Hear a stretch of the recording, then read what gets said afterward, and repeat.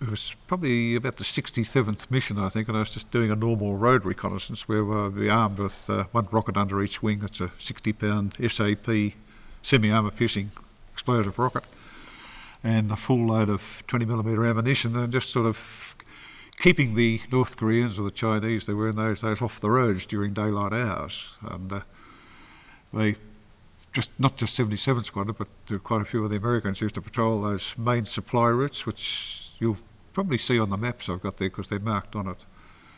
And we were just carrying out a normal, what I say normal, afternoon road reconnaissance to see if any targets of opportunity, make sure there's nobody using the roads.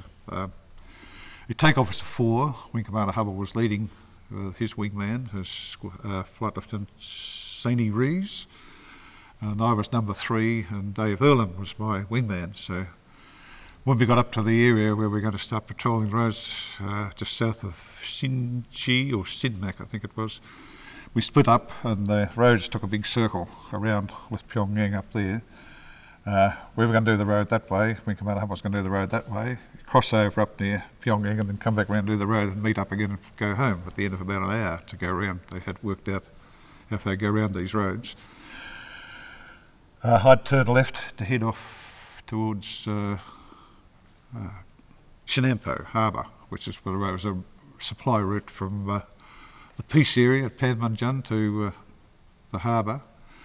And I was just descending. We went out there in battle formation to the sort of where we split up.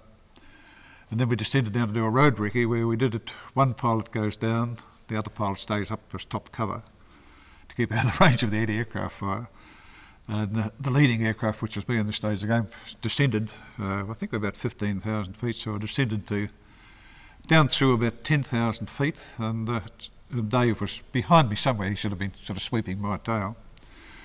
And I saw 2 American RF-80 reconnaissance aircraft, unarmed, which came from the same station, or same area we were stationed in, and they were tucked in real tight formation, close formation. I thought, well, that's a bit odd because they should be flying battle formation.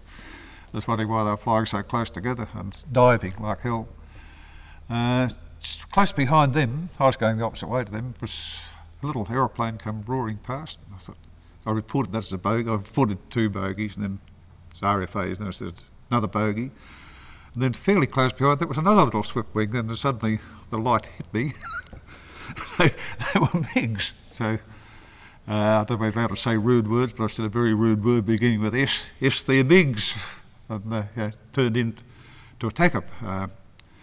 So I thought the last bloke, as he's going past in the opposite direction, I thought if I do a really slippery turn, I can drop in behind him, which I did and kept him in sight. And I could just see the other bloke ahead of him. And in the turn, you think pretty quickly. Dropped the ventral tank to get a better performance out of the aircraft. They had the 2 rockets on board, and I set up to fire the rockets, not the cannon. And I fired the rockets off, and that triggered off the camera. The camera sort of running about 20 seconds of film, and apparently that ran out. And as I pulled up to fire the rockets, the 2 MiGs were sort of in front of me, and I fired the 2 rockets to get rid of them to go and increase the performance. They sort of went past the MiGs, and the bloke on the left broke left, which was pretty good because he was way in front of me and he had to do a 180-degree turn across my path, so I sort of turned left after him. I was just coming round behind him, still with the gun sight unfortunately set up on rocket firing, where the graticle is big and diamonds right at the bottom. No good for air-to-air gunnery at all, so I only had the fixed cross, so I was just sort of shooting where I was estimating, like shooting clay pigeons. I didn't get anywhere near him, and Dave Earlham called up and said, I've been hit. And I said, well, yes, what'll I do? Or words to that effect. And I said, well, head for the nearest cloud. And just as that happened, another MiG pulled up beside me, which was rather exciting, and he had his speed brakes up. Whether he was trying to formate on me or whether he was trying to get back behind me, I don't know. So I pulled my speed brakes up and slowed up. All this happened pretty quickly, of course. And I could see him looking back at me, and I sort of looked at him.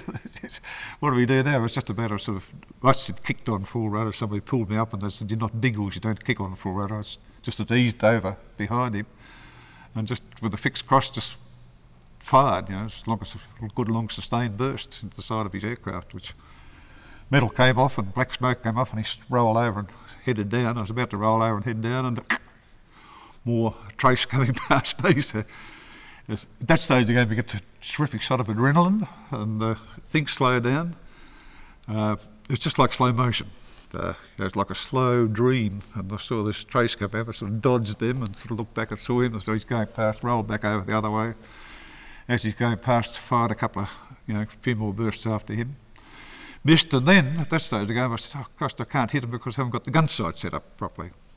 You had to dial in the wingspan of a MiG, which is 33 feet, and switch it back to gun so that the gradical came into 6 gradicals where we were shooting. And while I was doing that, I was sort of turning and looking back behind me, I saw another 2 coming, and as they came past, I lined up on them, put the red dot on the canopy and clipped his wings nicely in the gradical, opened fire, and boom, white smoke flew out everywhere. And his wingman pulled in on him alongside of him.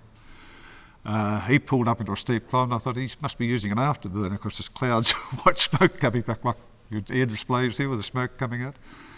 I lost him completely in the smoke, so I just sort of moved a bit sideways and was just shooting his wingman, and the gun stopped firing because it's only 20 seconds firing time, about 25 seconds total firing time. And I thought, well, I'm out of here. They're down about 5,000 feet at this stage of the game, which is very low, and I just rolled over and roared home because there's no place to be caught in North Korea with MiGs and things going everywhere.